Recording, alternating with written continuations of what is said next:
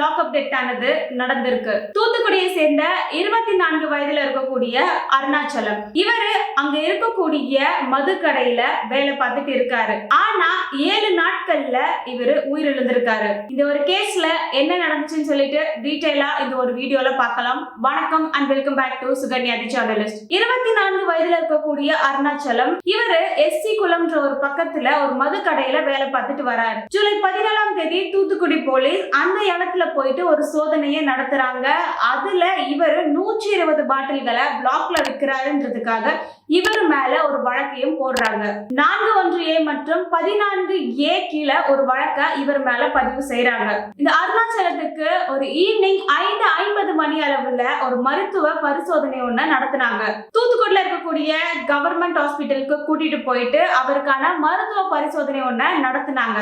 அந்த ஒரு பரிசோதனையில அருணாச்சலம் ரொம்பவே ஆரோக்கியமா இருக்காங்கன்னு சொல்லிட்டு அங்க இருக்கக்கூடிய டாக்டர்ஸ் ஒரு சான்றிதழையும் கொடுக்கறாரு. ஆனா இதுக்கப்புறம் நடந்த விஷயங்கள் எல்லாமே மாறி இருக்கு. இந்த பரிசோதனை முடிஞ்சதுக்கு அப்புறம் அகைன் அருணாச்சலத்தை காவல் நிலையத்துக்கு கூட்டிட்டு வந்து லாக்அப்ல வைக்கிறாங்க.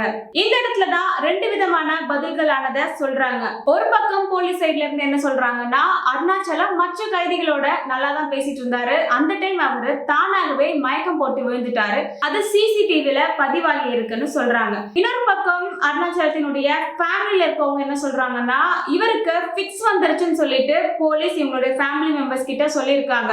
ஆனா அதுக்கப்புறம் அவரை ஹாஸ்பிட்டலுக்கும் கூட்டிட்டு போயிட்டு சேர்த்திருக்காங்க. அருணாச்சலம் ஃபேமிலில இருக்கிறவங்க என்ன சொல்றாங்கன்னா, போலீஸ் தான் இவரை ஏதோ பண்ணிருக்காங்க, இவருக்கு ஃபிக்ஸ் வந்துருச்சுன்ற ஒரு தகவலை கொடுத்திருக்காங்க. அதுக்கப்புறம் இவரை மருத்துவமனையிலும் சேர்த்திருக்காங்க. ஆனா இதுக்கு பின்னாடி ஏதோ ஒரு சந்தேகமானது இருக்குன்னு சொல்லிட்டு அருணாச்சலத்தினுடைய ஃபேமிலில இருக்கவங்க சொல்றாங்க. இந்த ஒரு இடத்துல உண்மையாகவே அருணாச்சலம் மயக்கம் போட்டுதான் அவரே விழுந்திருந்தாரா, இல்ல இதுக்கு பின்னாடி வேற ஏதாவது விஷயங்கள் நடந்திருக்குமா? அருணாச்சலத்தினுடைய தம்பியான சுடலமணி இவர் ஹாஸ்பிட்டல் போயிட்டு அவங்களுடைய அண்ணனை பாக்குறாரு. அப்போ அவருக்கு வெளிப்புற காயங்கள்லாம் இருக்குன்றத தெரிவிச்சிருக்காரு. அதாவது அவருடைய வாய், மூக்குல ரத்தம், கை கால்கள்ல காயம், இது எல்லாத்தையுமே சுடலமணி பார்த்ததாக அவர் ஒரு பக்கம் சொல்றாரு. முதல்ல டாக்டர்ஸ் அவர் அதிகமாக ஆல்கஹால் எடுத்திருப்பாரு, அதனாலதான் இப்படி ஆகியிருக்கும்னு சொன்னாங்க. ஆனா ஸ்கேன் எடுத்து பார்க்கும்போது வேற ஒரு உண்மைகள்லாம் வெளியே வருது.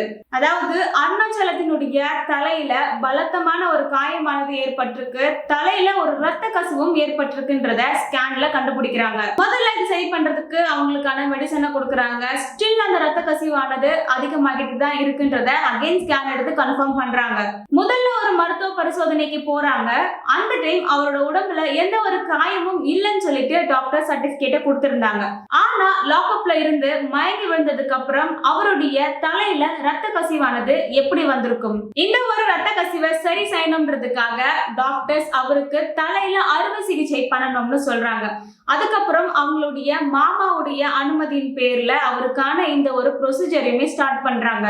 இவருக்கு இந்த ஒரு அறுவை சிகிச்சை பண்ணும்போது அவருக்கு மொட்டை எல்லாமே அடிச்சிருக்காங்க. அந்த ஒரு வீடியோஸுமே சோசியல் மீடியாஸ்ல வந்துட்டு இருக்கு. இவருக்கு அறுவை சிகிச்சை செஞ்சதுக்கு அப்புறம் ஓரளவுக்கு அவருடைய உடம்பு சீராக இருக்கு. மூளையில் அடிபட்டிருக்கு, அதனால இன்னுமே இது சரியாவதற்கு இன்னும் கொஞ்சம் காலங்கள் ஆகும் சொல்லிட்டு டாக்டர்ஸ் சொல்றாங்க. இன்னொரு பக்கம் அருணாச்சலம் ரொம்ப ஒரு கடுமையான காய்ச்சலா அனுபவிக்கிறாரு. அவரோட உடம்பு ரொம்பவே சூடாக இருக்கு. அதை சரி பண்றதுக்கு இன்ஜெக்ஷன், மெடிசன்ஸ் எல்லாமே கொடுக்கறாங்க. இந்த ஒரு வெப்பத்தை குறைக்கணும்ன்றதுக்காக அருணாச்சலத்தினுடைய அம்மா ஈர துணியை வச்சு தொடச்சிட்டும் வராங்க. 6 நாட்களாகவே நரம்பியல் அறுவை சிகிச்சை அந்த ஒரு பிரிவுல ஒரு ஃபேமிலியே அவருக்காக வெயிட் பண்ணிட்டு இருந்துச்சு. ஆனா அவருடைய கடைசி நிமிடங்களுக்கு முன்னாடி ஒருத்தர் வீடியோ எடுக்கிறாரு. அதுல அருணாச்சலம் என்ன சொல்லியிருந்தாருன்னா, 4 போலீஸ் அருணாச்சலத்தை தலையில அடிச்சதாகவும் அவர் அந்த வீடியோல சொல்லியிருக்காரு. இந்த இடத்துல ஒருத்தருடைய கடைசி நிமிடங்கள்ல அவங்க பொய் சொல்லுவாங்களா? அவருடைய உடல்நிலை மோசமடையுது. ஜூலை 23ஆம் தேதி மருத்துவர்கள் அவரை காப்பாற்றுறதுக்கு முயற்சியை செய்யறாங்க. ஆனா ஜூலை 23ஆம் தேதி அதிகாலையில அருணாச்சலம் உயிரிழக்கிறாரு. இன்னொரு பக்கம் அருணாச்சலத்தினுடைய தம்பியான சுடலைமணி தன்னோட அண்ணனுக்கு எந்த ஒரு நோய் நோயும் இதுக்கு முன்னாடி இல்ல, அவர் எந்த ஒரு மருந்தும் எடுத்ததும் இல்ல, அவருக்கு இந்த வலிப்பும் வந்தது கிடையாதுன்னு சொல்றாரு. இதுக்கு முன்னாடி ஆரோக்கியமாக தான் அருணாச்சலம் இருந்திருக்காருன்னு அவங்க ஃபேமிலி மெம்பர்ஸ் சொல்றாங்க. ஆனா போலீஸ் கஸ்டடியில என்ன சொல்றாங்கன்னா அவருக்கு வலிப்பு வந்துச்சுன்னு சொல்றாங்க.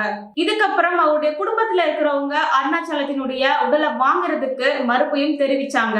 ஹாஸ்பிட்டல் முன்னாடி அவங்க போராட்டத்தையும் நடத்தினாங்க. இந்த ஒரு இன்சிடென்ட்ல 4 போலீஸ் சேர்ந்துதான் அருணாச்சலத்தை அடிச்சாங்கன்னு சொல்றாங்க. அதனால அந்த 4 பேரை கைது பண்ணணும்னு சொல்லிட்டு அருணாச்சலத்தினுடைய குடும்பத்துல இருக்கவங்க சொல்றாங்க. இன்னொரு பக்கம் போலீஸ் சைட்ல இருந்து அவர் தானாக தான் மயங்கி விழுந்தாரு, அதுக்கான சிசிடிவி ஆதாரமானது இருக்குன்னு சொல்றாங்க. அவர் மேல எந்த ஒரு தாக்குதலும் நடத்தப்படலன்னு சொல்றாங்க. ஆனா போலீஸ் சொன்னதை எதுவுமே அவங்க ஏத்துக்கல. அவங்களுக்கு ஸ்டில் ஏதோ ஒரு சந்தேகமானது இருக்கு. இந்த ஒரு சிசிடிவி காட்சியில எத்தனை நிமிடங்கள் அவங்க வெளியிட்டிருக்காங்க, அதுக்கு முன்னாடி என்ன விஷயங்கள் நடந்திருக்கும்ன்ற ஒரு கேள்வியானதும் வருதுங்க.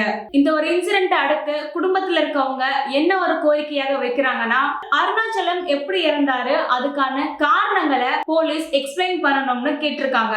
நீதித்துறை நடுவர், சிறப்பு மருத்துவர்கள் சொல்லிட்டு இவங்களுடைய முன்னிலையில தான் போஸ்ட்மார்ட்டம் ஆனது நடத்தப்படணும்னு சொன்னாங்க. அவருடைய பாடியை போஸ்ட்மார்ட்டம் பண்ணும்போது அதை முழுமையாக ரெக்கார்ட் செய்யணும்னு கேட்டிருந்தாங்க. போஸ்ட்மார்ட்டம் பண்ண அந்த ஒரு வீடியோவும் சிசிடிவி காட்சிகள் இது எல்லாத்தையுமே அவங்க குடும்பத்தினர்கிட்டயும் அவங்களுடைய லாயர் கிட்டயும் சமர்ப்பிக்கணும்னு கேட்டிருக்காங்க. அருணாச்சலத்தை எந்த போலீசார் அரெஸ்ட் பண்ணாங்க, எத்தனை மணிக்கு அவரை கூட்டிட்டு போனாங்கன்னு இந்த டீடைல்ஸ் எல்லாமே சொல்லணும்னு கேட்டிருக்காங்க. அதுக்கப்புறம் அவர் மேல என்ன நடவடிக்கைகள் எல்லாம் எடுத்தாங்க, இதுக்கான எல்லா ஃபைல்ஸுமே அவங்க வெளியிடணும் சொல்லிட்டு குடும்பத்துல இருக்கிறவங்க கோரிக்கையா கேட்டிருக்காங்க. அதாவது குடும்பத்தினருடைய கோரிக்கை என்னன்னா வெளிப்படையான ஒரு உண்மை என்ன நடந்துச்சுன்றது வெளியே வரணும்ன்றதுதான் அவங்க கேக்குறாங்க.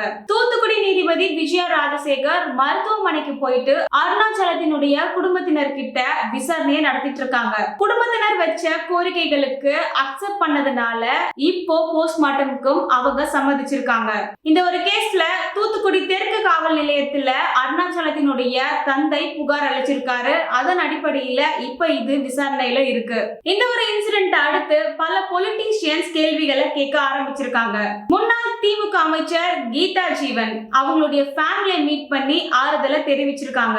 இன்னொரு பக்கம் எதிர்க்கட்சி தலைவரான உதயநிதி ஸ்டாலின் டிவிகே கவர்மெண்ட் மேல கிரிட்டிசைஸ் பண்ணிட்டு இருக்காரு. ஒரு குடும்பம் அழுதுட்டு இருக்கும் போது தமிழ்நாட்டினுடைய அமைச்சர்கள் என்ன பண்ணிட்டு இருக்காங்கன்ற ஒரு கேள்விய டிஎம்கேல இருக்கிறவங்க கேக்குறாங்க. ஜூலை 13ஆம் தேதி நாகர்கோவில் சபரிவர்மன் இவர் உடல் ஊனமுற்றவர், இவர் தடை செய்யப்பட்ட குட்காக்களை வித்ததுனால நீதிமன்ற காவல்ல இவரை வச்சிருந்தாங்க. ஆனா இவரோட உடம்புல 19 காயங்கள் கிட்ட ஏற்பட்டு இருந்துச்சு. அவருமே இப்போ உயிரோட இல்ல. இந்த ஒரு கேஸ்ல இதுல ஈடுபட்ட காவலர்களை இப்போ கைதும் பண்ணிருக்காங்க.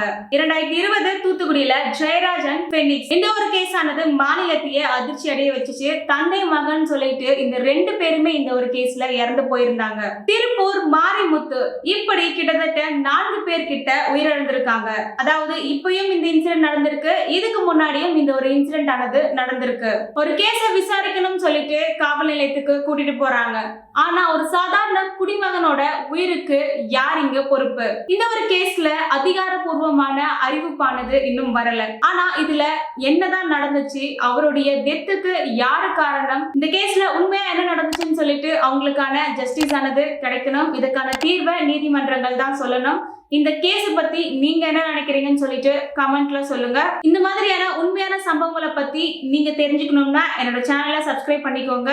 மீண்டும் அடுத்த ஒரு வீடியோல மீட் பண்ணலாம். Thank you, by.